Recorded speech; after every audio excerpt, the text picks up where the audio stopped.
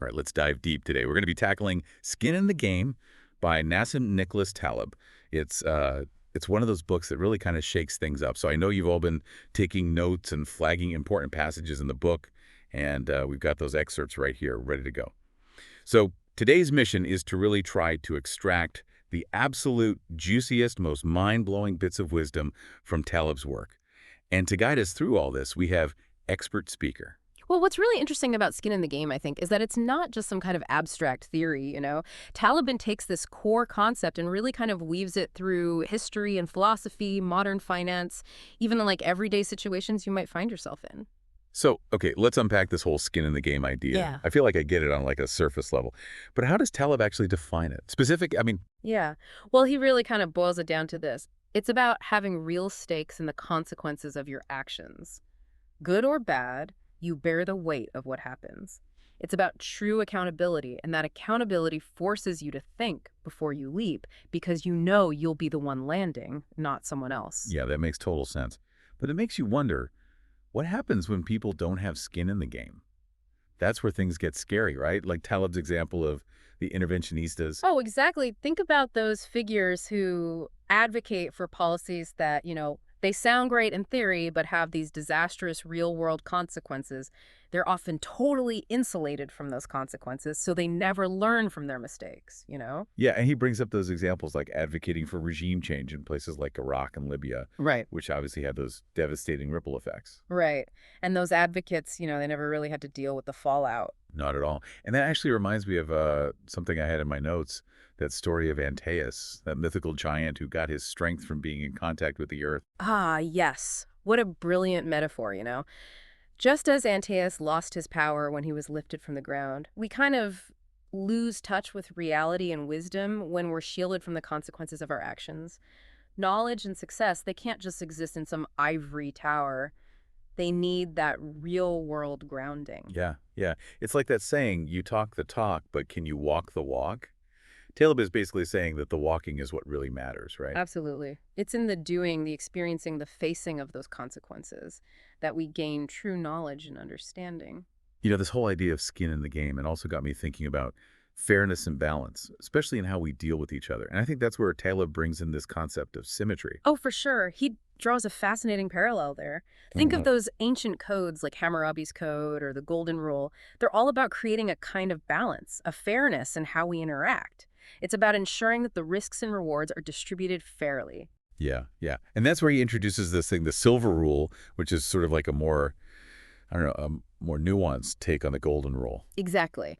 The Golden Rule says, do unto others as you would have them do unto you. But the Silver Rule, as Caleb kind of frames it focuses more on what you shouldn't do. It says, don't do to others what you wouldn't want done to you. It's about avoiding harm, and it allows for more individual freedom while still maintaining ethical boundaries. Yeah.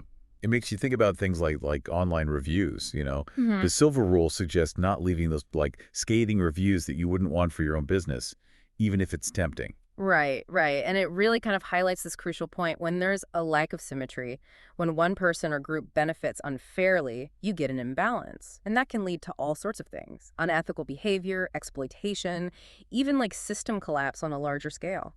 And another thing that really kind of struck me was this idea of nonlinearity, you know, like how do we actually know what the consequences of our actions will be? It's not always a simple equation. It's not.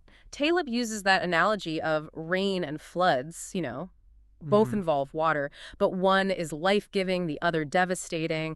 It really kind of shows that those real-world consequences are rarely just a win or lose kind of scenario. They can really spiral in unpredictable ways. So it's not enough to just think, okay, if I do X, then Y will definitely happen. There might be a whole bunch of unexpected consequences down the line. Oh, absolutely. That kind of simple cause and effect thinking can be super dangerous because it doesn't account for the complexity of the systems we're dealing with. And that actually brings us to Taleb's critique of modern society. It feels like he's saying we've created systems that actually shield a lot of people from truly experiencing the full consequences of their decisions. Yeah, I totally get that. Think about the rise of bureaucracy. It creates all these layers of insulation between actions and consequences. It's hard to pinpoint responsibility. It is. It makes it so hard to learn from mistakes. And that makes me think of the difference that he draws between employees and entrepreneurs.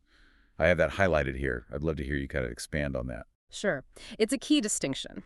True entrepreneurs, they've got their skin fully in the game. Their own capital, their reputation, their very livelihood, it's all on the line. Their success or failure directly impacts them, it really does. And, you contrast that with some, I guess, quote unquote, entrepreneurs today.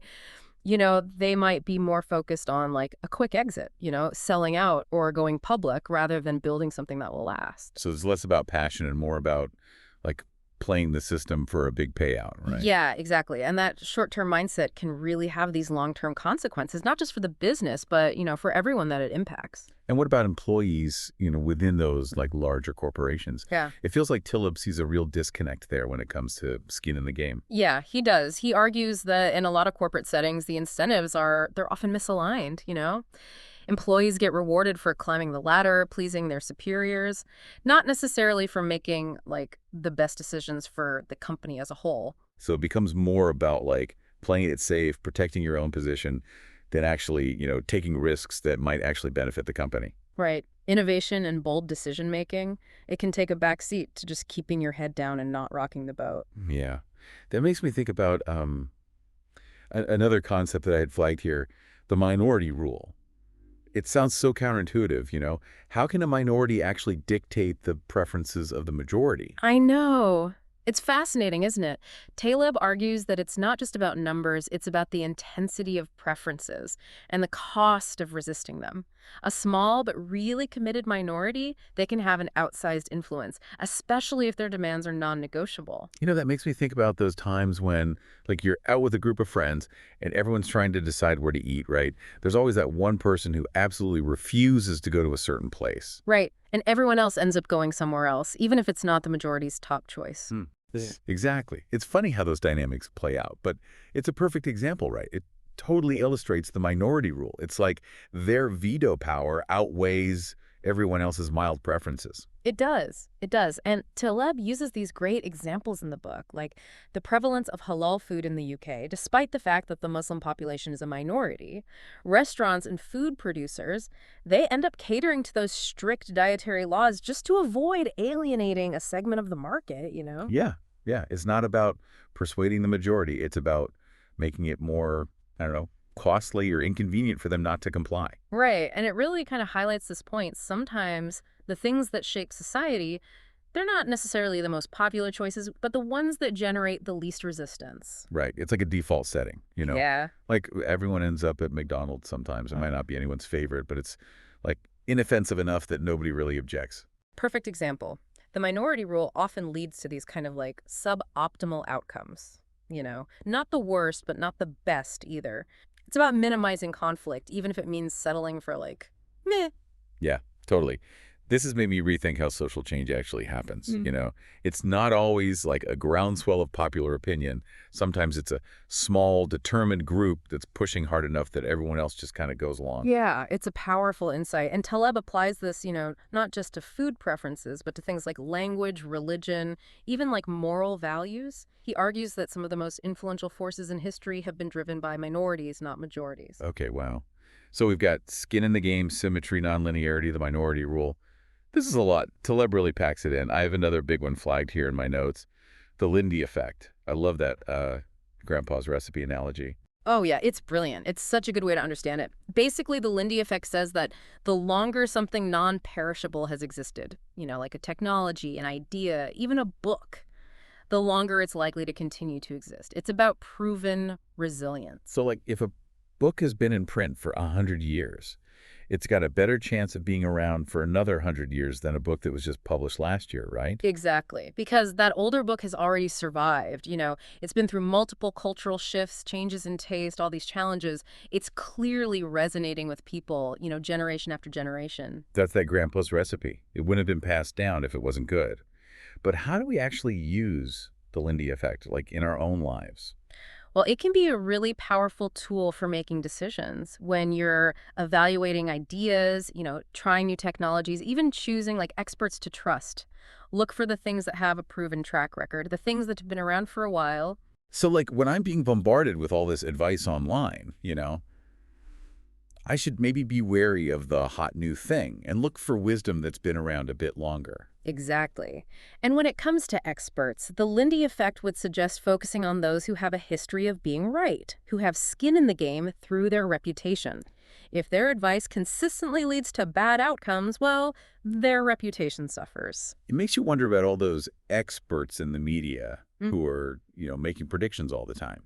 It doesn't seem like they face any real consequences when they're wrong. That's a key point. Taleb is very critical of the way that we often elevate experts, based on credentials or affiliations rather than actual results. He argues that true expertise comes from having skin in the game, having something to lose if you're wrong. And he really, takes aim at academia, doesn't he? He does. He argues that the incentives in academia often reward publishing over producing truly valuable knowledge. The focus can shift to generating research papers, getting grants, climbing that academic ladder rather than actually, solving real-world problems. Yeah. It's a bit disheartening. It is. But it makes you realize that, critical thinking is more important than ever. Yeah. We can't just blindly accept what we're told, Hmm? even if it's from someone with a bunch of degrees. Right. We need to be discerning, to question assumptions, to look for evidence. And, that brings us to another challenging concept. Ergodicity. This one's it can be a little tough to wrap your head around, but it has these huge implications for how we think about risk. Yeah. Ergodicity was the one I had, the most notes scribbled around. Yeah. So in the simplest terms you can manage, what does it actually mean? Okay. Let's see. Imagine a system where the average outcome over time for a single person is the same as the average outcome for the entire system. So that's an ergodic system. Okay. So flipping a coin a million times. Yeah. The overall distribution will be about 50-50, heads and tails. And if I kept flipping that same coin forever, my results would, eventually tend towards that 50-50 split. Got it. But here's the catch. Taleb says many real-world systems, especially when it comes to human decisions and risk, are not ergodic. Okay, I think I'm starting to see where this is going. It's like that difference between the rain and the floods again. Just because something works out on average, over time, doesn't mean it's actually safe for an individual to rely on. Exactly. There are these things that Taleb calls absorbing barriers that kind of disrupt this whole ergodicity thing. And these are like points of no return. So in that coin toss example, if you go bankrupt, game over. Can't keep playing. Or in life, death is the ultimate absorbing barrier. Exactly. And that's where traditional models of risk often fail. They assume we can just keep playing the game forever, but real life has these hard stops. So it's not just about calculating the odds of success. It's about also considering the severity of failure. Right. Traditional advice might be take risks, put yourself out there. But if a single bad outcome could completely wipe you out, you have to approach risk very differently. It makes you realize that sometimes playing it safe isn't being cowardly, it's actually being strategic. It's about survival. Exactly. And this leads to this idea of the precautionary principle, when the stakes are high and the potential consequences are unknown or they're irreversible, erring on the side of caution can be the wisest move. It really does make you think twice about who you trust, especially when it comes to advice. Like those financial gurus you see, the ones who are telling everybody to take these huge risks with their money. Yeah, it's like they're playing with somebody else's chips, right? Oh, yeah, They might have safety nets, fallback options that most people they don't have. Yeah. Taleb, he calls this out as a major problem, when the people giving the advice aren't the ones who actually suffer if things go south. Right, right. There's that asymmetry again. Exactly. And, it reminds me of another concept from the book, the Bob Rubin trade. Oh, yeah. Fill us in on that one. So Taleb uses that term to describe, it's a situation where you have these individuals, right? They profit from these risky bets in the short term, but then when those bets inevitably blow up, it's the taxpayers, or the system as a whole that bails them out. So privatizing the gains, but socializing the losses. Exactly. Not exactly a recipe for a fair or stable system. It's not. Yeah. And it all comes back to skin in the game. When people are insulated from the downside of their decisions, it creates all sorts of bad incentives, reckless risk-taking, and, ultimately it just makes the whole system more fragile. Which makes you think, how do we identify the people who actually are worth listening to, right? The ones who really, truly know what they're talking about. It seems like everybody and their dog is an expert these days. I know, right? That's where those tools that we've been talking about, the Lindy effect, looking for skin in the game, that's where that becomes so important. Taleb suggests, focusing on track records, not just credentials. Look for people who have a history of being right, who have something to lose if they're wrong, and whose work has really kind of stood the test of time. Yeah. So basically, actions speak louder than words. Don't Yes. just listen to what people say. Look at what they've actually done. Right. Taleb uses this great line, don't tell me what you think, tell me what's in your portfolio. If someone's giving you financial advice but not following it themselves, that's a big red flag. That's a good one. I'm also curious about what he has to say about, like, organizations. Does this skin in the game thing, does it apply to, the way that companies are structured too? Oh, it absolutely does. He's extremely critical of what he calls bureaucracy. Hmm. He argues that all those, layers of hierarchy and rules, they stifle innovation and just create this culture of risk aversion. So it's like everybody's so worried about following the rules and protecting their turf that they kind of forget about, like, the big picture. Yeah. And this ties back to his distinction between employees and entrepreneurs. Entrepreneurs, especially those who build their businesses from scratch, they have a ton of skin in the game. Their success or failure directly impacts them. Whereas employees, especially in those, big bureaucratic organizations, might be more focused on just, I don't know, keeping their jobs and maybe climbing the ladder. Exactly. The incentives aren't always aligned with taking risks or making bold decisions, things that might ruffle some feathers. Right. He uses that analogy of, like, wolves among dogs. Yes. The wolves, they're those individuals who aren't afraid to challenge things, to take risks, to really kind of push the boundaries. The dogs are, they're content with the way things are. They avoid rocking the boat. But it's those wolves who often drive innovation, right? They bring those, like, fresh perspectives. They do. And Taleb, he argues that organizations, they need these people, even if they can be, a little bit disruptive. They're essential for long-term growth and being able to adapt. That makes sense. It makes you realize that, like, healthy organizations need that balance, right? They need the people who follow the rules and maintain stability, but they also need the ones who challenge the rules and push for change. Yeah, it's about finding that dynamic tension between, structure and innovation, between those who kind of maintain things and those who disrupt things. Okay. So we've talked about skin in the game, in terms of personal accountability, risk-taking, expertise, organizations. But there's one more area that I had flagged that I want to touch on: the media. Taleb, he doesn't hold back when it comes to modern journalism. He does not. He sees a lot of problems with what he calls the narrative-driven press. He argues that, a lot of journalists are more interested in crafting a good story than in reporting the truth objectively. Yeah. And that's especially dangerous in today's world. With so much information flying around, it's hard to know what to believe. It really is. Taleb is really concerned with what he calls the agency problem in journalism. So the incentives for, reporters and media outlets, they're not always aligned with the interests of the public. So the focus becomes more about, like, pushing a certain narrative or agenda than actually informing the public. Exactly. And because journalists, they often don't face real consequences for getting things wrong, especially if it fits that narrative, there's just a lack of accountability. Yeah. So, like, what's the antidote to all this? How do we navigate all this information overload and figure out what's actually true? Well, Taleb would say it all comes back to critical thinking. Be skeptical, be wary of everything you read and hear, especially from sources that lack skin in the game. Seek out different perspectives, look for evidence that challenges what you already believe, and focus on actions, not just words. Yeah, yeah. It's like that old saying, trust but verify. Don't take things at face value. Do your own research. Exactly. And remember, the most valuable knowledge usually comes from those who have skin in the game, who are accountable for what they say and what they do. It's really amazing how this one simple idea, this concept of skin in the game, it just has so many applications. It really does touch on almost every aspect of our lives. It does. It does. And I think that's what makes Taleb's work so compelling. It's a call to think differently, to question assumptions, to live with, greater sense of awareness and responsibility for our actions and how they impact the world around us. Well, this has been an incredible deep dive. I mean, we've covered so much ground, from, ergodicity and the minority rule to the Lindy effect and the importance of seeking out those experts who have skin in the game. I know it's a lot to process, but I hope this deep dive has maybe sparked some new ideas and, made you see the world a little differently. As Taleb would say, the real journey begins when we realize how much we don't know. That's so true.